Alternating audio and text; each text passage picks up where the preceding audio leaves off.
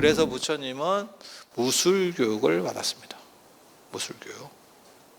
그리고 그 무술교육은 세 가지입니다. 기록에 나오는 걸 보면 세 가지. 하나는 전차몰기, 하나는 활쏘기, 하나는 씨름이에요. 씨름 세 가지를 배웠어요. 보통은 앞에 마부가 서서 전차를 몰고 귀족은 뒤에서 활만 쏴요. 그런데 앞쪽에 서 있는 마부가 상대의 화살에 맞을 확률이 더 크거든요. 그래서 화살에 맞았을 때를 대비해서 그거를 화살에 맞고 얘가 꼬꾸라지면 그 전차 고삐를 잡는 거예요. 그래서 전차 몰기를 배워야 되는 거고, 그 다음에 예전엔 비포장도로였었기 때문에 그런 데를 우리가 배너 영화 이런 거 볼 때는 그게 이제 콜로세움 같은 데서 이렇게 다져진 데서 전차들이 돌기 때문에 그렇게는 잘 안 되지만, 비포장도로에서 우리가 그냥 일반 이런 길에서 전차를 세게 몰아버리면 이게 뒤집어진다는 거예요. 바퀴가 전차가 뒤집어지는, 땅에 떨어졌을 때 상대를 제압하는 기술이 씨름입니다. 유도, 씨름 다 그런 겁니다. 그게 그러니까 몽고 씨름 유명하잖아요. 들어보셨죠? 이유가 뭐냐? 걔네도 말 타는 놈들이라서 그래요. 말 타다가 떨어지면 떨어진 사람들끼리 씨름하는. 그럼 말에서는 뭐 합니까? 말에서는 활쏘지.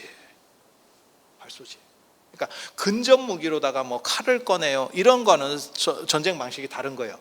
그러니까 그때는 주된 무기가 활이었고 원거리 공격으로 활이었었고, 떨어지면 활 갖고 때릴 수는 없잖아. 에라이 씨름, 활 갖고 때릴 수는 없잖아. 그러니까 그거를 눌러가지고 어떻게 해보겠다. 그게 이제 씨름. 그렇게 되는 거예요. 그거는 같은 시대 중국도 마찬가지입니다. 그래서 중국의 공자가 귀족들을 가르치고 뭐 어느 정도 이상 되는 저 중산층들을 가르칠 때 보면 예, 악, 사, 어, 서, 수를 가르쳤다. 예의 갖추는 거, 사람 응대하는 거. 그러니까 외교 같은 것도 해야 되기 때문에 이해가 필요해. 악, 음악. 그러니까 귀족들은 음악을 가지고 서로, 그러니까 요즘으로 말하면 재벌들도 다 마찬가지예요. 재벌집 며느리나 이런 사람들이 대부분 미술관 관장이 많아. 옛날에 그 홍라희 여사님도 리움 관장이었었어요. 제가 그 어른을 몇 번 뵀는데 그때도 관장이었었어요. 부관장은 동생이었었어. 이해가 되죠? 그래서 그런 문화적인 소양들을 갖추는 게 필요해. 그게 교양인의 대화나 문화 역량에서 이게 결정이 나기 때문에 그래요. 그래서 예, 악, 사가 활쏘기입니다. 우리가 사수할 때, 쏜다, 쏠사자, 전차 모는 거. 서는 글쓰기.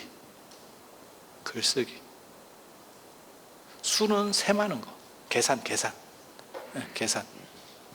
그래서 공자 때도 활쏘기와 전차몰기가 나오는구나. 이 얘기는 뭐냐면 공자하고 부처님하고 공자가 세대가 조금 더 뒤거든요.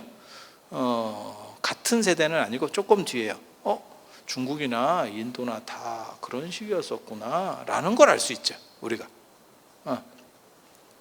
그래서 그런 정도 생각을 하시면 돼요. 그래서 무술 교육을 잘 받았고 이게 엄청난 역할을 합니다. 실제로 부처님이 나중에 무술대회 1등이에요. 1등 출신이에요. 그러니까 이제 귀족들 입장에서는 물론 뭐 지위라고 하는 것도 중요하지만, 그 사람의 신분도 굉장히 중요하지만, 같은 귀족들 안에서는 이게 사돈의 팔종까지 다 연결되는 거거든요. 그러니까 우리가 볼 때는 야, 삼성가 이러면 야, 대단한 거 아니야? 이렇게 생각하지만 같은 삼성가 패밀리라고 생각해봐. 그러면 조금만 올라가면 야, 우리 같은 할아버지 비슷한데 뭐 이렇게 나는 좀 밀려 있긴 한데 이렇게 생각한다고. 근데 걔가 아주 능력까지 좋아. 그러면 안 되겠는데 이렇게 되는 거지. 그러니까 부처님이 혈통도 더, 쉽게 말해서 왕위계승서열 1위니까 혈통도 더 좋고, 그 다음에 무술대회 1등이니까 힘도 센 거지. 그리고 현대에서 옛날로 올라갈수록 힘센 놈이 세요. 우리 속담에도 있잖아. 법보다 주먹이라고. 그런 거 있어. 그게 영향 안 미친다고 생각하지 마세요. 오늘날에도 영향을 미쳐. 그 영향을 안 미치려면 어떻게, 그 영향이 완전히 해소되기 위해서는 어떻게 하면 되는지 아세요? 총기를 허가하면 돼. 그러면 무력의 평등화가 이루어져. 진짜라니까. 그러니까 남자고 여자고 애고 어른이고 다 필요 없어. 뭐 강호동 같이 힘센 사람이 와도 소용이 없는 거야.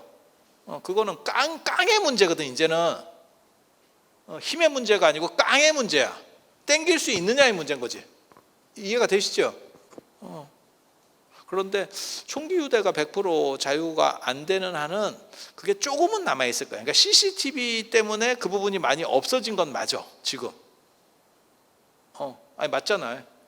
없어진 건 맞아. 하지만 총이, 그러니까 꼭 뭐 우리도 미국처럼 총기 휴대를 합시다. 그 얘기 하는 거 아니야. 그 얘기 하는 거 아니야. 그러니까 무력을 평준화해 줄 수 있는 장치가 있는 게 있으면 그게 해방된다. 그 얘기를 하고 있는 거예요. 그래서 부처님 당시에는 뭐 당연히 아니었고 힘이 센 사람이 아무튼 뭐 있어 보이는 거죠. 이게 어디로 작동하느냐? 부처님께서 나중에 6년 고행하실 때 체력이 좋으니까, 수행도 체력이 좋아야 하는 겁니다. 내 몸이 빌빌거리면 수행 못해요. 그래서 예전에 그 정관장 선전에도 나오잖아. 오늘 선전 많이 나오네. 아까 모닝케어 선전. 모닝케어 좀 나오긴 나오나? 제품 자체가 사표 낸 거 아니야? 지가 사표 난리라도만. 근데 정관장 선전에서 그거 나왔었잖아. 공부는 체력, 이렇게 맞는 얘기예요. 지구력이라든지 이런 걸 하기 위해서는 체력이 어느 정도 돼야지. 맞잖아요. 근데 공부만 체력은 아닌 것 같아. 모든 일이 체력이야. 운동 배우는 것도, 운동은 당연히 체력인 것 같고, 지구력이 동반하는 어떤 취미 활동도 전부 체력과 관련돼. 체력이 떨어지면 뭐 재미가 없는데 뭐. 아무리 재밌는 오징어 게임을 갖다 놔봐라. 더 글로리 이런 거 틀어줘 봐라. 체력이 안 되면 퍼 자고 있는데. 맞잖아. 아무리 재밌는 영화를 틀어줘 봐. 끝이지 뭐. 그건 사실이잖아요. 그래서 부처님이 나중에 고행을 하실 때 뭐라고 얘기하냐면, 과거나 미래에도 나만큼 빡시게 한 놈은 없을 거다. 이렇게 자신을 그렇게 평가하거든요. 당신을. 이 얘기는 뭐냐면 강력한 체력 때문에 가능한 거예요. 그래서 왕궁에서 받은 교육이 깨달음과 아무 관계가 없다라고 생각하는데, 대부분의 사람들은 내가 보기에는 엄청난 관계가 있어요. 이 외에도 2가지 교육을 더 받아. 그게 어학하고 통치술입니다. 붓다 당시에는 왕이 되면 외교도 왕이 최종 결재권자예요. 지금은 외무부 장관이 하고 다 이렇게 하지만 외교도 최종 결재권자예요. 지금은 외무부 장관만 하는 것도 아니지. 그 밑에가 뭐 한미 FTA 협정하면 그 당사자가 또 있는 거고 또 있는 거고 이렇게 하는 거잖아. 그렇잖아요. 그 전문가들이 다 있는 거지. 근데 부처님 당시에는 그렇지 않아요. 그래서 자기가 다 사인을 해야 되기 때문에 말이 돼야 될 거 아니오. 일단 띄엄띄엄이라도 알아들어야 될 거 아니오. 그리고 알아듣는 건 그렇게 어렵지 않아요. 왜냐하면 인접국가 언어이기 때문에. 그래서 그런 부분들도 다 작동을 해요. 부처님의 왕궁교육 3가지에 대해서 말씀을 계속 드릴게요. 제가 지난번에도 그런 말씀을 드렸지만 이 부처님의 왕궁교육과 관련된 부분을 주목한 사람은 제가 처음입니다. 그냥 옛날부터 얘기들은 있어 왔지만 이게 굉장히 부처님의, 그러니까 불교하고 관련해서 중요해요. 그리고 부처님의 깨달음이라든지 이후의 교화와 관련해서 중요해요 라고 말하는 사람은 제가 처음이었습니다. 그리고 그렇게 될 수 있는 이유는, 저는 한 사람의 삶이 출가했다고 100% 바뀐다고 생각 안 해요. 제 주변에도 제가 이렇게 보면 출가 전에 그 사람의 환경이라든지 이런 것들이 출가 후에도 그대로 영향을 미쳐요. 그래서 몰라, 이런 얘기를 해서 될지는 모르겠는데 어렸을 때 약간 불우했던 사람들이 트라우마가 있어 보면. 그리고 어렸을 때 좀 윤택하게 살았던 사람들이 좀 넉넉해요. 출가해서도 그래요. 그러니까 뭐 그 자체 환경이 넉넉하다 그게 아니고 마음 쓰는 게 좀 다르다니까. 마음 쓰는 게 다르다니까. 그래서 저는 몰라, 절에서 어렸을 때부터 막 컸던 분들을 그렇게 뭐 대단하게 안 봅니다. 그런 분들이 약간의 피의식이 있어. 내가 이렇게 대해보면 피의식이 있어. 그래서 어느 정도 괜찮은 집에서 성장했다가 자기가 좋아서 출가하는 사람들이 가장 내가 보기에는 질적으로 낫습니다. 뭔 뜻인지 아시겠어요? 그러니까 예전에는 사찰 안에서 모든 게 이루어졌기 때문에 그렇게 됐을 때는 거기서 성장하는 것도 큰 문제가 없어서 그것만 보니까. 근데 지금은 왜냐면 옛날에는 밥도 스님들이 다 하고 국도 스님들이 다 끓이고 이렇게 했던 승가 공동체였었거든요. 근데 지금은 그런 절들이 없거든. 그러면 이 사람 저 사람 이렇게 이제 다 이렇게 약간씩 찝쩍거리는 상황이 되기 때문에 성장 환경이 별로 안 좋아요. 절이 애들이 성장하기에는. 개도 그런 것 같고 절에서 원래 개 못 키우게 돼 있습니다. 그런데 산골절에 이런 데는 이제 좀 이제 외롭고 쓸쓸하고 약간 무섭고 이러니까 개를 키우는 경우도 있어. 근데 절 개의 특징이 뭐냐면 누가 주인인지 잘 몰라. 굉장히 애가 평안해. 어이고 황희정승이지. 네 말도 맞다, 네 말도 맞다, 네 말도 맞다. 그리고 지조도 없어.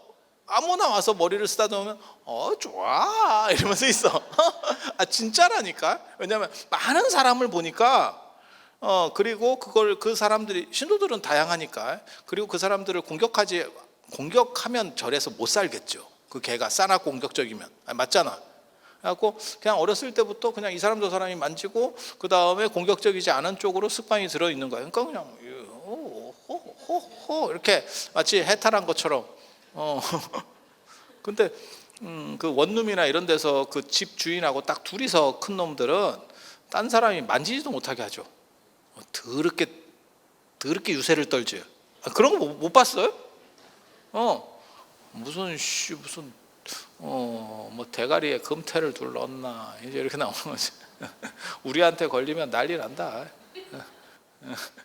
나는 전에 그거 보고 깜짝 놀랐다니까. 그 개를 이렇게 쓰다듬으려고 하는데 물려고 그래.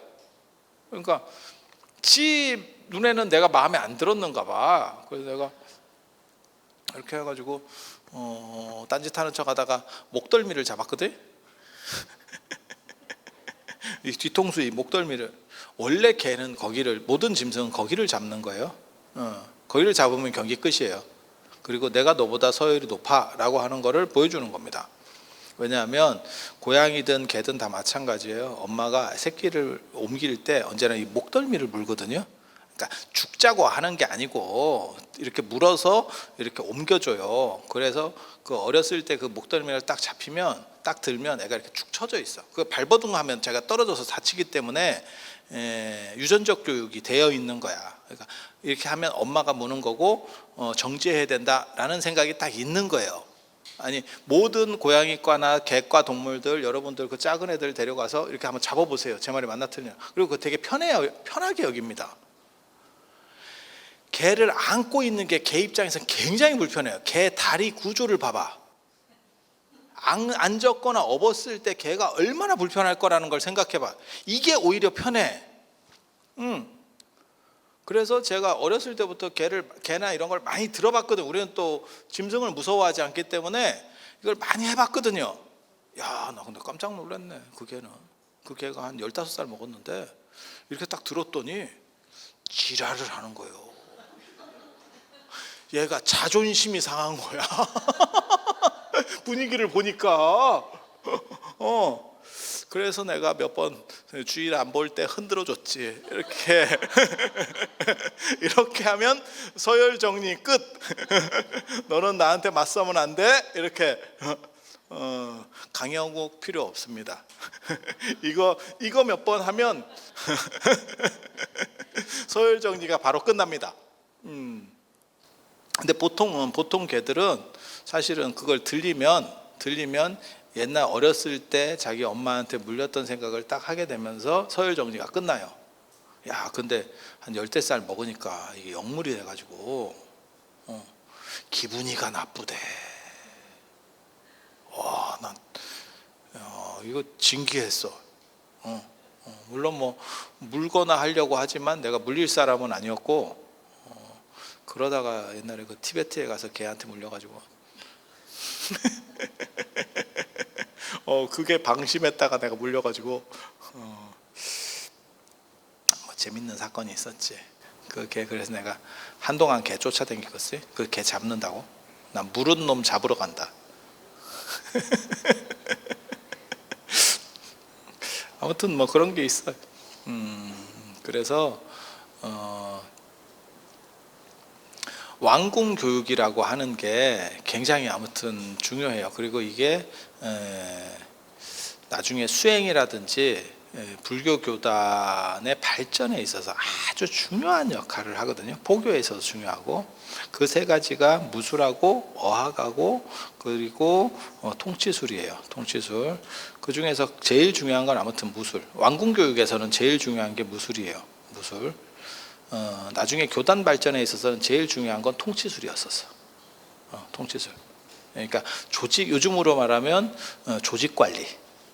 조직 관리. 그 굉장히 어려운 거거든요. 그러니까 사람이 카리스마 있는 사람이 있으면 그 사람 주변으로 사람이 이렇게 생겨. 하지만 그걸 조직을 만드느냐는 다른 겁니다. 다른 겁니다. 그래서 그 세 가지 중에서 왕궁 교육에서는 아무튼 무술이 제일 중요하고, 그건 전쟁 나가지고 나라가 밀려버리면 끝나기 때문에 맨 앞에서 지휘하는 그 사람의 무술 능력은 아무튼 굉장히 중요한 거예요. 삼국지로 말하면 관우 생각하시면 됩니다. 그런 사람이 앞에서 하나 딱 치고 나가버리면 뭐 어쩔 건데, 이렇게 나오는 거죠. 그리고 오늘날에도 아무튼 전쟁이 나면 진짜 쿠웨이트 보면 그렇죠. 쿠웨이트 보면 지금은 쿠웨이트에 대한 생각이 별로 없었는데, 우리 어렸을 때는 제일 잘 사는 나라 중에 하나에 꼭 비유를 들면 쿠웨이트가 나왔어. 그런 생각 안 해보셨어요? 내가 보기엔 지금은 카타르가 더 나은 것 같은데. 제가 전에 그런 얘기 안 해드렸나? 카타르는 1년에 국민한테 2억씩 갖다 이렇게 돌아갈 수 있도록 해준다고. 복지 비용으로 2억, 두당 2억 이렇게. 고맙지. 우리도 그렇게 좀 해줬으면 좋겠다. 근데 5만 씨 뭐 세금은 다 뜯어가려고 그러고, 뭐 건강보험료만 더럽게 올렸었고, 모르겠어요. 그렇게. 그래서 우리 어렸을 때는 아무튼 제일 잘 사는 나라 하면 쿠웨이트가 꼽혔었어요. 지금은 좋은 나라 이러면 북유럽 국가가 꼽히고, 그래서 스웨덴, 노르웨이, 덴마크 이렇게 꼽히는데, 그리고 이제 전통적으로 계속 살기 좋은 나라, 그 다음에 돈 부자인 나라 이러면 스위스가 꼽혔죠. 영국이나 프랑스보다 스위스가 언제나 더 잘 삽니다. 영국이나 프랑스가 강대국이죠. 영국, 프랑스, 독일이 유럽에서는 강국이죠. 하지만 잘 사는 건 스위스가 잘 살고, 그리고 참고로 말씀드리면 노르웨이는 진짜 거지 같은 나라였었어요. 거지 같은 나라였었어요. 그런데 갑자기 떡상했지. 그게 북해 유전의 개발이라는 거죠. 그러니까 중동하고 똑같은 게 노르웨이예요. 우리 생각으로는 노르웨이는 뭐 좀 다른가 이렇게 생각할지 모르지만, 그거 북해 유전 나와가지고 걔네 노르웨이 거 우리가 수입해서 먹는 거 있잖아. 고등어. 기억 안 나? 그거 다 노르웨이산이에요. 고등어가. 그러니까 걔네 노르웨이 거 우리가 수입하는 게 없어. 뭐 걔네 그 공장도 제대로 된 게 없어. 그냥 고등어나 팔아먹고 있는 놈들이요. 그러니까 원래대로 하면 더럽게 못 살겠지. 고등어 팔아먹는 놈이 뭐 얼마나 잘 살겠어. 그냥 생각해봐도. 아니 그렇잖아. 그런데 그 앞바다에 유전이라네. 그 앞바다가 유전밭이라잖아. 우리나라도 한반도가 조금만 더 밑에까지 집안이 융기할 때 이렇게 조금 올라가, 아니면 제주도 그 한라산이 분화할 때 조금만 더 힘을 썼으면 칠광구가 그게 우리 영역이 조금 될 건데, 칠광구에 묻혀 있다 하는 거거든요. 진짜 우리 예전에 했었잖아. 그 혜은이 선생께서 나와서 노래 불러주셨잖아. 제7광구 이러면서 기억나죠? 그거 기억할 정도면 다 여러분들 오래된 분들이에요. 그 박정희 대통령 그 말기 때 그 있었잖아. 그 우리도 산유국이 될 수 있다 이러면서 7광구. 그 뒤로 왜 7광구 얘기가 없나 이랬더니 그거 거짓말이었나 이랬더니 있다는 거잖아. 있는데 일본이 혼자 먹으려고 우리랑 이렇게 계속 묶어놓고 개발을 안 하는 거라잖아요. 그런 얘기 들어보셨죠? 그래서 내년인가 뭐 내후년인가 그게 한일협정이 종료가 돼버리면 우리 7광구가 거의 날아갈 거라는 거예요. 우리 7광구 지분이 거의 날아갈 거라는 거예요. 근데 거리로 봤을 때는 7광구가 우리 지도에서는 좀 멀긴 멀어. 오히려 중국 쪽에게 더 가까워요. 이렇게 보면. 그래서 뭐 그런 변수들이 있는데 한라산이 폭발할 때 조금만 더 힘을 내서 해줬으면 지분이가 생기는 건데 이게 지금 어떻게 해야 되는지 모르겠네요. 그래서 계속 이슈로 7광구 얘기가 언론들에서 좀씩 나오기 시작합니다. 왜냐하면 그 한일협정이 끝나면 이제 상황이 완전히 달라지기 때문에. 그래서 옛날에는 그 7광구역 쪽에 얽혀 있는 그 땅에 이렇게 흐름이 어디로 되느냐, 그게 한국 쪽에서 이렇게 흘러간다네. 그렇게 해서 한국에 지분을 줬고, 지금은 해안선에서 몇 킬로까지 이런 식으로 지분을 주니까 법이 바뀐 거예요. 해양법이 바뀐 거예요. 그러니까 우리는 거리가 좀 멀어. 그래서 이제 일본이 지가 혼자 먹으려고 하는데 다행히 우리에게는 또 중국이 있지. 중국이 일본이 혼자 먹게 안 내버려 둘 거거든. 그래서 지들끼리 싸우면 그러면 안 되죠 이러면서 우리가 이제 숟가락을 얹어야 되는 복잡한 상황이. 근데 쉽지 않아. 딱 봐도 쪽발이가 쉬워, 떼놈이 쉬워. 저것들 진짜 만만한 놈들이 아니거든. 이게 지금 환장하겠다 진짜. 잘 헤쳐나가야 되는데 그거 해갖고 어떻게 숟가락이라도 몇 개 얹고 이렇게 해서 쭉쭉쭉쭉 빨대로 빨아야 되는데 어떻게 될지 모르겠어요. 그래서 노르웨이가 알고 보니까 고등어 팔아먹고 거지같이 살다가 앞에 유전이 터지면서 쿠웨이트랑 똑같은 상황입니다. 그래서 전 세계 최고 부자 나라 중에 하나가 됐다더라. 하지만 부자 나라는 됐고 강대국은 언제나 무기가 있는 힘이 있는 나라라더라. 그러니까 유럽에 영국이나 프랑스보다 잘 사는 나라가 많아도 영국, 프랑스, 독일이 강대국인 거는 주먹이 있어서. 전 세계적으로도 지금 막말로 얘기해서 우리가 중국이 10,000불이거든. 우리가 35,000 뭐 이렇게 얘기 나오니까 그러면 3배 차이가 나잖아. 근데 왜 우리가 중국 저건 안 될 것 같은데 이런 생각을 하겠어? 주먹이 있잖아. 주먹이 시장만 있는 게 아니에요. 시장만 있는 게 아니고 주먹이 있잖아. 그러니까 이게 쉽지 않네 이렇게 생각하는 거지. 그리고 그 주먹이 미국한테 최고 주먹은 미국이니까 핵주먹을 쓰잖아. 그 핵을 쓴다는 게 아니고 지금도 우크라이나가 버티는 게 뭐예요? 뒤에서 누군가 밀어주니까 하는 거예요. 안 밀어줬으면 벌써 끝났다. 막말로 얘기해서 밀어주는 이유가 뭘까? 이런 거 굉장히 위험한 이슈 얘긴데 러시아를 골로 보내려는 생각도 있겠지. 러시아가 정의롭지 않았던 부분도 존재하겠지만 이런 기회에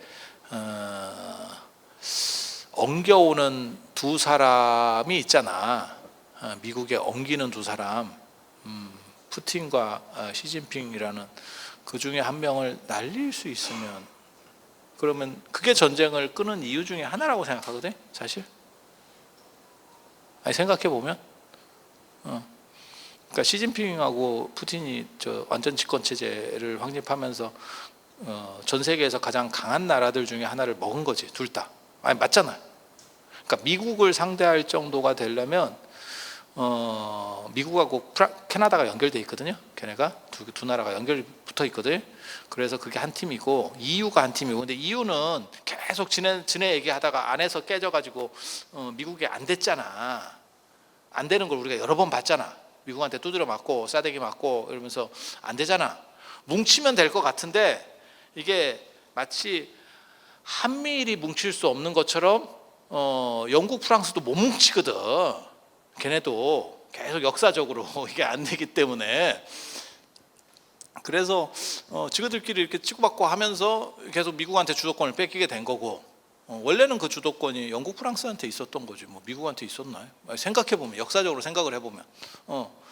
그런데 미국을 맞먹을 수 있는 세력들이 있는 거지. 시장도 크고 땅도 크고 나라도 크고 그런 나라가 전 세계적으로 러시아, 중국, 인도. 호주는 크기는 큰데 사람이 없지. 캥거루하고 토끼를 넣어야 미국을 상대할 수 있지. 근데 뭐 토끼가 뭐 비행기 몰고 나갈 것도 아니고 아니 그렇잖아. 그래서 걔네는 뭐 그냥 죽도 밥도 아닌 거고, 호주가 우리나라보다 77배나 크다는 거예요. 엄청난 땅덩어리로만 치면 엄청난 거예요. 그런데 인도도 떡대가 되고, 봐봐, 그죠? 중국 떡대 되고, 러시아 떡대 되고, 인구수도 어느 정도 되고, 땅도 되고, 다 되잖아. 근데 인도는 지금 아직 얼빵하니까 아직은 아닌 것 같고, 저쪽은 어떤 놈들이 나타나가지고 통으로 먹었어. 야, 이거 위험한데? 그랬는데 운 좋게 걔를 골로 보낼 수 있을 것 같은데, 욕 태바가지로 먹게 할 것 같은데 라는 생각이 드니까 끌면 되지. 아니 그런 생각 안 해보셨어요? 그냥 내 생각이요. 그냥 내 생각. 그래가 곡물 가격하고 원유 가격만 올라가지고 우리나라만 적자 더럽게 나고 진짜. 미국이 돈을 엄청나게 퍼줬다던데요? 지는 찍어서 주잖아. 우리는 벌어서 줘야 되고, 지는 그냥 복사기에 돌려서 주잖아. 이런 거지 같은 게 어딨어. 그러니까 중동이나 저 노르웨이는 석유를 파서 돈을 버는 거고, 미국은 인쇄를 해서 돈을 벌잖아. 야, 이거 어떻게 이기냐? 아무리 석유 파도, 석유 파는데 도대체 돈이 얼마 드는지 모르겠어. 그냥 수돗물 틀듯이 석유가 나온다고 해도 인쇄 비용보다는 비쌀 것 같은데. 윤전기 돌려. 야 100조 찍어. 100조. 이거 어떻게 당해? 그런데 우리가 놀라운 걸 봤잖아요. 이번에 코로나 시기에 그렇게 돈을 찍어서 달러가 엄청나게 퍼졌잖아요. 엄청나게 많아졌잖아, 총량이. 그때 트럼프 대통령 때 뭐 전 국민에게 뭐 몇백을 찔러줘요. 아니 미국 얘기예요. 찔러줘요. 뭐 이런 얘기들이 있었잖아요. 그게 한두 놈도 아니고 미국이 몇 억 인구인데, 그게 뭐 2억에서 3억이 되는 인구인데 생각을 해보면 그럼 엄청난 돈을 찍었어. 그런데 코로나가 끝나고 나니까 무슨 일이 벌어졌어요? 달러가 강세를 보이지. 우리는 제대로 찍지도 못했는데, 아니 걔네가 안 찍고 우리가 찍어야 달러가 강세를 보이는 거잖아요, 이게. 근데 이런 거지 같은 경우가 있어? 우리 제대로 받아보지도 못했는데 달러가 1,300원, 1,400원 얼마까지 올라갔었어요. 아니 맞아. 그러다가 지금 떨어져가지고 1,400원 정도가 된 거야. 야, 그렇게 찍었는데도, 그렇게 찍으면 원래대로 하면 양이 많아지면 값어치가 떨어지기 때문에 뭐 1,000원이든지 뭐 800, 900원이든지 뭐 이렇게 가야 되는데, 세상에 뭐 이런 일이 있나. 이게 뭐 계산이 안 떨어진다는 거죠. 참고로 말씀드리면 80년대, 90년대 IMF 맞기 전까지만 해도 1달러가 700원, 800원이었습니다. 제 기억에. 맞죠? 어른들 기억하시죠? 그런데 그게 지금 1,300원. 저는 90년대생이라도 이런 거를 공부를 많이 했기 때문에 잘 알아. 내가 그런 거 다 찾아봤잖아. 자료가 다 있어. 저 어렸을 때는 엔화가 400원이었었어요. 100엔에 400원. 그래서 얼마 전에 그거 있었잖아. 달러보다 유로보다 달러가 비싸진 사건이 있었죠. 얼마 전에. 최근에. 나 그거 보고 깜짝. 유로는 보통 달러가 1,100원, 1,200원 정도 할 때 유로가 1,400원, 1,600원 왔다 갔다 했었거든요. 저는 이런 외국을 많이 나가는 편이기 때문에 이런 거를 기본적으로는 알아요. 그러니까 뭐 찾아본 건 아니고 그런 환율까지 뭐 이렇게 다 관심 있는 건 아니니까. 근데 달러가 더 비쌌었지, 유로보다. 지금은 다시 역전됐어요. 근데 깜짝 놀랐거든. 왜? 야, 이게 백금과 금의 가격도 그래. 백금이 금보다 백금이 금 아닙니다. 정확하게 말하면 금 아니에요. 백금은 금이 아니야. 그러니까 화이트 골드 얘기하는 거 아니야. 그 화이트 골드 뭐 14K 뭐 18K 이래 가지고 흰색 내는 거 그거 얘기하는 거 아니에요. 진짜 백금 있잖아. 백금이 금보다 훨씬 소량으로 매장돼 있거든요, 전 지구에. 그러면 당연히 희소 가치 때문에 더 비싸야 되고, 우리 어렸을 때 백금이 금보다 비쌌어요. 금 한 돈에 내가 어렸을 때 4만 원이었었어. 내가 기억하거든. 제가 어렸을 때부터 금을 좋아해 가지고 내가 그걸 기억한다고. 4만 원이었었어. 기억나세요? 금 없었구나.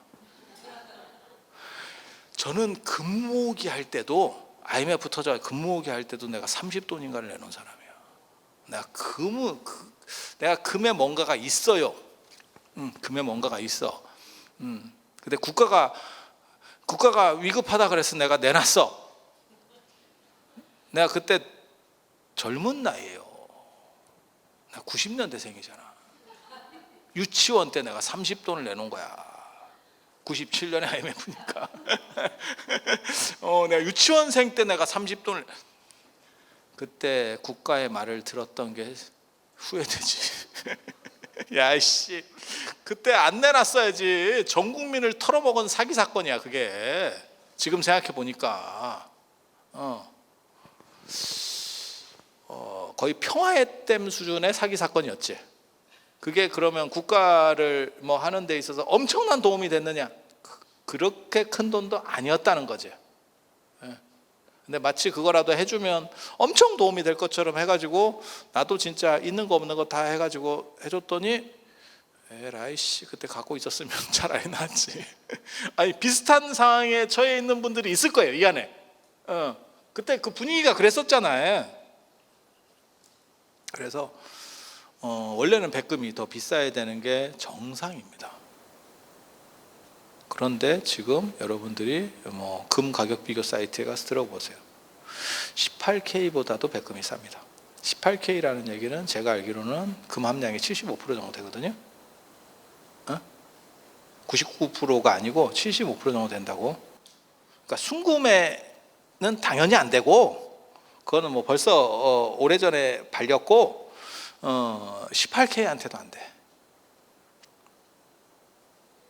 여러분들 좀 연세 드신 분들 중에서, 여러분들 세대 중에서 혼수로 백금 해오신 분들이 있어. 반지나 이런 거를. 왜? 그게 이제 그 당시에 잘 살던 집. 그런 거 기억나시죠?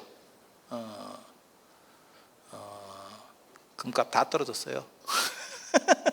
금값 다 떨어졌어. 그래서 그런 걸 보면서도 굉장히 놀랍다는 생각이 나오거든요. 이유는 뭐냐면 금은 안전자산의 화폐 가치를 가지기 때문에 그렇거든요. 그래서 세상이 불안정하면 금값이 올라가는 현상을 보이거든요. 저는 뭐 금을 제가 어렸을 때부터 좋아했던 거는 주술적인 요소 때문에 좋아했던 거고, 뭐 자산의 가치로서 좋아하는 건 아니고, 애가 무슨 자산의 가치로 금을 좋아하겠어. 근데 되게 재밌다. 그런데 어떻게 90년대 그 정도, 90년대에 그 정도 가지면 되게 많이 있었던 거예요. 어른들 말고 저는 그때도 어느 정도 젊었으니까. 그러니까 그만큼 금을 좋아했던 건 맞아. 그리고 제가 아무튼 젊었을 때, 어렸을 때, 이런 때 돈이 좀 있었어. 집에서 돈을 많이 줬어. 그래서 풍족했던 거야. 그게 내가 책도 마음대로 사보고 쓸데없는 짓을, 미친 짓들을 많이 할 수 있었던, 사실은 원동력 중에 하나였었던 거예요. 그리고 제가 막내 아들이다 보니까 방심해서 그래. 앞에서 위에서 다 잘하니까, 착실하니까 쟤도 그럴 거야 라고 생각했지만 인생은 그런 게 아니거든. 방심하면 안 돼. 방심하면 안 돼. 그런데 제가 인생을 살면서 진짜 아이러니한 거는 그때 그런 것들을 했던 게 오늘날에는 그게 다 각광받는 자산이 된 거야. 문화 자산이. 그러니까 뭐 금을 갖고 있어서 뭐 돈이 됐어요. 아니, 그 얘기를 하는 게 아니고 그때 여러 가지들에 대해서 관심이 있었던 분야들이 그때는 아무도 관심을 안 가졌었던 세상이었고, 그때 뭐 명상 이런 거 뭐 어쩌고 뭐 도 닦고 이런 거 아무도 관심을 안. 지금은 사람들이 다 그쪽에 쏠리는데 갑자기 급조하려니까 아무것도 안 되는 거야. 우리는 그때부터 했었어. 그때부터. 참 세상 진기하다. 지나고 보면. 그래서 제가 그런 얘기 자주 하는데, 초등학교 때 양가, 초등학교 저학년 때 양가를 맞았었는데 그거는 우리 때는 결손 가정 아니면 양가를 맞는 경우가 없었어요. 그러니까 정상적인 집에서 양가를 맞는다는 거는 굉장히 특이한 거예요. 그것도 저학년에 3학년 이하에서 그렇게 맞았었던 사람인데, 나중에 보니까 지금 그 당시에 내가 저 사람들은 참 똑똑한, 저런 지위에 있는 사람들은 참 똑똑한 사람이에요 라고 하는 사람들을 개무시하면서 살고 있는 거야. 그런데도 그 사람들이 당연시 여겨. 나 너무 재밌어. 내가 감아줬던 사람이야, 바보야. 나 가야 가. 수 맞는 거보다 가 맞는 사람이 힘들어요. 초등학교 저학년 때. 진짜야. 수 맞는 거보다 가가 훨씬 힘들어. 그러니까 그거는 제대로 된 집 아닌 애들, 약간 이렇게 이상한 집들이 있거든. 좀 형편 진짜 안 좋고 이런 애들. 그리고 그런 애들은 꼭 특징이 여기 콧물 자국도 이렇게 있고, 그 다음에 희한하게도 그때만 하더라도 그 누런 코가 나왔어. 지금 생각해 보면 지금은 그런 코도 없어. 그냥 콧물이 흘러도 이렇게 맑은 코가 나오는데 그게 바이러스랑 뭔가 관련되는 것 같아요. 누런 코가 나와가지고 진짜 이렇게 들어 마시면 이렇게 올라갔다가 내려갔다가 그거 기억나세요? 그런 거 기억나죠? 그리고 뭐도 있냐면 계속 왔다 갔다 이렇게 한다, 숨 쉴 때마다. 그러다가 이렇게 한 번 딱 보면 애가 그냥 없어져.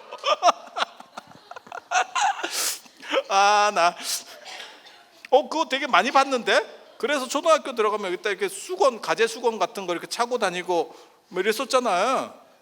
그래서 그걸로 코 닦고. 더 웃겨. 왜냐면 가재 수건에다 코를 닦잖아. 그럼 코가 닦은 게 보이잖아. 더 지저분해. 근데 그렇게 하라고 시킨 거야, 선생님이. 왜? 그런 애들이 너무 많았으니까. 그래서 나는 그런 과는 아니었어요. 나는 씻고 다니는 과. 우리 집은 어렸을 때 목욕탕이 있고 다 이런 집이에요. 괜찮았었어. 그런데 가를 맞으니까 더 신기하지. 참. 지나고 나면 진짜 내가 나중에 기회 되면 내가 그런 얘기도 좀 해주고 싶은데 차마 그 말은 못할 거야. 너무 치명적이어서. 내가 어떻게 학교를 초등학교 때 안 갔는지 뭐 이런 거. 여러분이 상상하는 그 무엇을 상상하든 그 이상의 방법들이 나옵니다.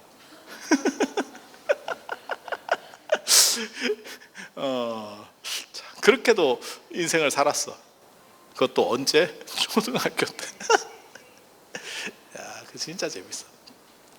아무튼 뭐 그런 얘기는 그렇다 치고, 무술이 아무튼 제일 중요해요. 전시체제에서 무술로 밀려버리면, 전투력에서 밀리면 끝나니까. 그래서 부처님 왕궁교육에서 제일 중요한 건 무술이었고, 그 다음에 두 번째가 외교랑 관련된 어학입니다. 두 번째가 외교랑 관련된 어학. 그리고 부처님이 어학을 굉장히 잘했다고 나와요. 그리고 그게 잘할 수 있는 이유 중에 하나가 뭐냐면, 인도 같은 경우는 대륙국가이기 때문에 인접 언어를 배우는 게 상대적으로 용이해요. 그러니까 지금도 마찬가지예요. 유럽 애들이 뭐 3개국어 해요, 4개국어 해요 하는 애들이 있어요. 왜? 제가 유럽에 처음 갔을 때 제일 놀라웠던 것 중에 하나는, 걔네는 아무것도 아니었지만 저는 나름 놀라웠던 게, 국경을 통과할 때 운전기사가 자 여기가 국경입니다 이러면 국경이야. 우리 뭐 시도 넘어가고 그 다음에 뭐 서울에서 경기도 넘어가듯이 그냥 국경입니다, 국경. 우리는 국경하면 철책이 막 그려지고 도끼로 이막가 막 이런 막 무시무시한 생각이 막 있고 이승복 입찢어졌어요 막 이런 게 막 반공교육 이런 걸 막 받았던 90년대생인데 왜 내가 반공교육을 받았는지는 잘 모르겠는데 반공교육을 그리고 학교에 교련이 있어가지고 가짜 총이지만 총 쏘는 이런 훈련을 했었던 있잖아요. 아니, 뭔 뜻인지 아시잖아요. 그랬는데 여기가 국경이에요 이러면서 그냥 지나가는 거예요. 이게 뭔가. 근데 한 번만 더 생각해 보면 그렇기 때문에 걔네는 알바를, 내가 프랑스 사람인데 알바를 독일 가서 할 수 있는 거예요. 그리고 걔네는 다 로마나이즈를 쓰기 때문에 문자가 비슷비슷해 이게. 그러니까 우리식으로는 약간 사투리 같지. 그래서 걔네들이 뭐가 있냐면 지네 나라 말이 아니래도 대충 알아들어. 뭔 뜻인지 알죠? 근데 이놈의 이 동아시아는 우리는 일종의 섬이잖아. 반도거든요. 정확하게 말하면 한 반도잖아. 반도는 반쪽 섬이라는 뜻이거든요. 그러니까 섬 같은데 어디가 연결되어 있음 이 반도야. 그래서 반섬이야. 근데 저 위에 놈이 막아버렸기 때문에 진짜 섬이 됐지. 육상으로는 못 다니잖아. 가면 총을 쏘는데 뭘 가. 사하라 사막보다도 위험한 게 북쪽인데. 아니 그렇잖아. 그래서 완전 섬같이 됐지. 그리고 언어도 되게 재밌는 게, 그러니까 이제 섬이니까 고립되어 있는 거죠. 그러니까 어디를 갈 수가 없지. 그리고 이게 언제 풀리냐면 88 올림픽 이후에 이제 풀리고, 그 전에는 반공교육 받고 외국 가했고, 그다음에 외국에서 초청장 보내야 외국 가고 이랬었어요, 진짜. 그래서 그런 상황 속에서, 그러니까 우리나라 사람이 어학을 못하는 이유 중에 하나가, 그러니까 요즘은 애들이 가니까 되는데 다른 나라 말을 뭐 쓸 일이 없지. 그리고 우리 인접 언어하고도 전혀 통하지 않아요. 일본말하고 필체가 비슷한가, 중국하고 비슷한가. 옛날에 한문 쓸 때는 좀 비슷했는데 지금은 다 지팔 지은들지. 아니 맞잖아. 맞잖아. 호환성 전혀 없지. 아니 그렇잖아. 그게 그러니까는 이게 정상적인 게 아니에요. 대륙 안에서 붙어 있으면 약간의 옆 나라랑 당연히 호환성이 있어야 되는 거 아니에요? 마치 우리가 신라 백제 고구려 있었듯이. 그러면 완전히는 못 알아들었겠지만 사투리 비슷하게 해서 대충 저놈이 뭔 소리 하는 줄 알겠다 이 정도는 했을 거야. 그 시절에도 100% 단절은 아니었을 거야. 지금 우리가 중국 사람 말 들으면 저게 뭔 쌉소리인고 시끄럽기만 하고 이렇게 생각하는 거하고 달랐을 거야. 이해가 되죠? 대충 뭔 소린지 눈치가 이렇게 하면 그 정도가 아마 백제 신라 간에도 고구려 사이에도 됐을 거야. 뚜렷하진 않고.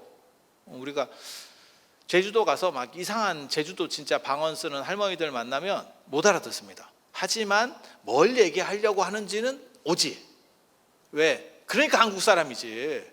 그 자체도 안 오면 치매입니다.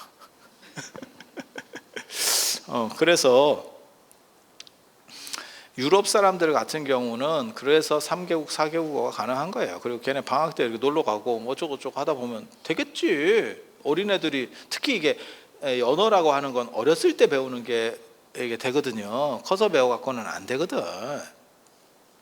그래서 언어는 머리가 아니고, 머리가 좋다고 되는 게 아니고 습관하고 관련되는 거예요. 그래서 제가 그런 얘기 하잖아. 여러분들이 한국말 배울 때 엄마 등 뒤에서 한 2년 동안 자다가 그냥 한국말을 시작했지 뭘 한국말을 제대로 배운 적이 뭐가 있어. 그러다가 된 거잖아. 그리고 여러분 어머니가 미국 분이었으면 자다가 눈 떠가지고 영어를 했겠지. 아니 그렇잖아. 아니 그 선택권은 없는 거예요. 나는 그냥 자다가 눈 뜬 거밖에 없으니까 그 시작점이 내가 눈을 떴더니 독일이었어. 그럼 독일 말을 쓰고 있겠지 지금. 아니 맞잖아요. 그게 내가 한국 사람이니까, 한국 사람 피가 흐르니까 꼭 한국말만 된다? 그게 아니죠. 그래서 제가 그런 얘기 하거든. 인간에게는 모든 언어의 그래픽, 일종의 그 언어 카드가 다 깔려 있는 거예요. 단지 어떤 게 대두 되느냐인 거고, 어렸을 때 그거를 몇 개를 끄집어내면 여러 개가 이제 호환돼서 막 왔다 갔다 하는 거지. 이해가 되시죠? 그래서 그런 애들이 있잖아. 뭐 우리 아버지가 뭐 외교관 뭐 이런 거 써요. 그래서 어디에서 몇 년 살고 어디에서 몇 년 살고, 그러면 다 따부작따부작 한다고. 그럼 그 마누라는 그렇게 하느냐? 그 마누라는 그렇게 못해. 왜냐하면 커서 갔기 때문에. 근데 애들은 거기서 몇 년 살면 그 얘기 좀 하다가 또 조금 좀 하다가, 그럼 아주 잘하는 고급 언어까지 했느냐? 아니, 그건 아니야. 몇 년 살았기 때문에. 하지만 기본 의사소통이나 대화는 될 정도로. 맞죠? 그렇게 되는 거야. 그래서 어학은 머리가 아니고 습관이다라고 얘기하는 거예요. 그렇잖아. 우리 같은 사람도 뭐 어렸을 때 유학 가가지고 안 그러면 뭐 계속 어학연수 댕기는 그런 시절에 태어났었으면, 그러면 영어도 뭐 잘하고 할 수 있겠지. 근데 우리 때는 그런 시절이 아니었지. 90년대생인데 왜 그런 시절이 아니었을까? 그래서 그런 거죠. 그래서 어렸을 때 부처님이 어학을 체계적으로 배워요. 체계적으로 배우는 거는 외교를 해야 되기 때문에 기본 뭐 문서 서명을 해야 되고 뭐 이렇게 해야 되는데, 그 사람하고 단판을 지어야 되는데, 야 통역해봐 이러면 불리하다니까. 그리고 그건 인접 언어기 때문에 바로 옆에 나라 말들이기 때문에 마치 조금만 하면 통하는 거야. 그렇게 해서 어학들을 배워갔다는 거예요, 이 양반이. 그러니까 그 주변에 나랑 외교 관계를 맺어야 되는 나라들의 언어는 기본적으로 어느 정도는 배우는 거지. 이해가 되시죠? 그리고 그게 나와요. 어렸을 때 몇 개 언어를 배운 사람은 커서 새로운 언어를 배울 때도 훨씬 빨라요. 그러니까 그냥 불교식으로 말하면 그쪽에 물리가 틀리는 거야. 물리가 터지는 거야. 이치가. 그러니까 하나의 언어만 배운 사람은 커서도 개고생해도 안 되는데, 어렸을 때 뭐 한 3개국어 정도, 4개국어 정도를 그냥 배웠어요. 물론 뭐 북한말, 한국말, 조선말 이런 식으로 3개국어 말고 제대로 된 3개국어를 어렸을 때 이렇게 돌아다니면서 배웠어요. 이러면 새로운 언어를 배우는 속도가 훨씬 빠르대. 이해는 되죠? 이게 뭐가 되냐면, 나중에 부처님께서 깨달음을 얻고 나서 그 지역에 가서 그 지역 언어로 포교를 하세요. 법문을 설하세요. 엄청나게 먹어주는 효과가 나옵니다. 왜? 언어라고 하는 것은 친밀감을 주거든. 그래서 제가 그런 얘기 하잖아요. 우리나라에 영화 같은 게 개봉을 하면 헐리우드 배우들이 와서 시사회 같은 거 할 때 이렇게 하는 경우들이 있는데, 그거를 TV에서 찍어주는 경우가 있어요. 그러면 이제 몇 종류가 있어. 물론 자기가 그냥 이게 손바닥에 써가지고 지도 외워갖고 나왔겠지. 그러면 안녕하세요 뭐 이러면서 몇 마디 하는 애가 있고, 안녕하세요까지만 하는 놈이 있고, 아니면 처음부터 영어를 쓰는 놈이 있어. 그게 호불호가 갈려요. 그리고 그런 게 영향을 미치느냐? 미칩니다. 네가 그걸 어떻게 하느냐? 그래서 교황도 12월 5일 날 크리스마스 날 전 세계 언어로 예수 탄생 메시지를 한 번씩, 그거 다 지네 나라 말로 써 있을 거예요. 교황이 읽을 수 있는 말로, 우리식으로 말하면 한글로 이렇게 다 적어 놓은 거지. 뭔 뜻인지 알겠지? 그러면 교황이 그 언어로다가 다 써놓으면 지가 읽겠어? 영감이? 뭐 언제주로 읽겠어? 그냥 자기네 나라 말로 쭉 이렇게 발음으로 써놨겠지. 우리가 옛날에 팝송 외울 때처럼 한글로 이렇게 빽빽하게 써놨겠지. 그러면 그거 보고 이렇게 읽어주면 그 나라에서 환호를 하지. 별것도 아니야 사실. 그거 딱 계속 보고 있거든. 그러다가 한국말로 이렇게 하면 막 이러면서 또 지랄 축구 무슨 한국 축구 그 골 것처럼. 아니 맞잖아요. 그런 효과가 있는 거예요. 근데 부처님 같은 경우는 그 동네 말로, 그러니까 당신이 머리도 좋고 어렸을 때 기본적으로 깔려 있는 게 있으니까 그거를 빨리 배워서 그 나라, 그 걔네들이 쓰는 말로 해준다는 거잖아요. 전체를. 아니 생각을 해봐. 우리도 헐리우드의 유명 배우가 한국말을 그냥 한두 마디 하는 게 아니고, 잘은 못하더라도, 우리 한국 사람처럼 막 능수하게는 못하더라도 인터뷰를 하는데 한국말로 다 인터뷰를 해. 그럼 우리가 제가 얼마나 우리한테 관심이 있으면 이러면서 감동을 하지. 호감도가 굉장히 높아질 것 같지 않아요? 예, 잘 모르는 사람이라도 아니 그렇잖아. 먹고 들어가는 거지 그게. 그래서 부처님께서 왕궁에서 어학을 배웠던 게 포교에서 엄청난 효과를 줬다. 그 얘기를 하는 거예요. 그 얘기를. 그리고 부처님한테 그런 얘기를 해요. 실제로 제자들이, 이제 좀 귀족 출신 제자들이, 그 당시 사람들이 쓰는 말이 고급 언어가 산스크리트어예요. 유럽으로 말하면 라틴어 같은 거. 그러니까 각 나라마다 좀 찌브리 언어가 있고, 그 다음에 우리식으로 말하면 조선시대 때 언문이라고 하는 한글이 있고, 그 다음에 한문이 있는 거야. 한문이 고급 언어였던 거야. 조선시대에는. 지금은 그렇게 하는 게 아니지만 조선시대 때는 그 언문이라는 자체가 언이 그 쌍말언자거든. 쌍놈말이라고, 쌍놈말. 그렇게 해서 그렇게 쓰던 시절에 그렇게, 그러니까는 서양어로 말하는 라틴어가 그 역할을 하거든. 라틴어가. 그렇게 해서 제자들이 그렇게 얘기하는 거야. 선생님 가오 무너지니까 우리 산스크리트어로 통일을 시키시면 어떻겠습니까? 산스크리트어를 쓰시면 참 좋을 것 같습니다. 이랬더니 부처님께서 뭐라고 말씀하시냐면, 그것은 맞지 않다. 그들의 언어를 사용해서 하는 것이 맞다 라는 얘기를 합니다. 유럽에서는 그 라틴어의 그 벽이 무너지는 게 언제냐면 구텐베르크의 성경 인쇄거든요. 그러니까는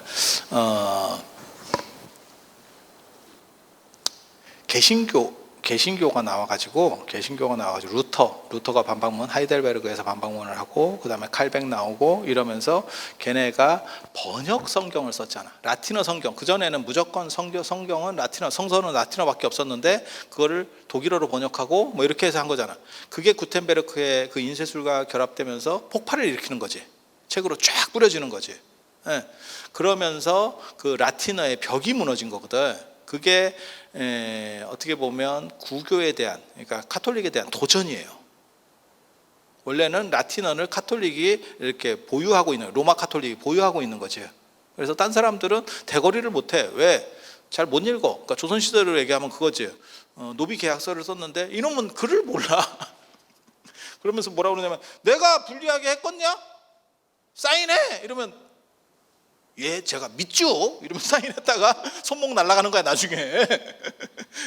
그런 거 있잖아. 그런 상황이었던 거예요. 그래서 부처님이 2500년 전에 루터나 칼빈이 나오고 나서 그 얼마 안 된 일이거든요. 그게 불과 몇백 년 안 된 일이거든요. 그런데 부처님이 2500년 전에 그런 판단을 했으니까 대단한 거지.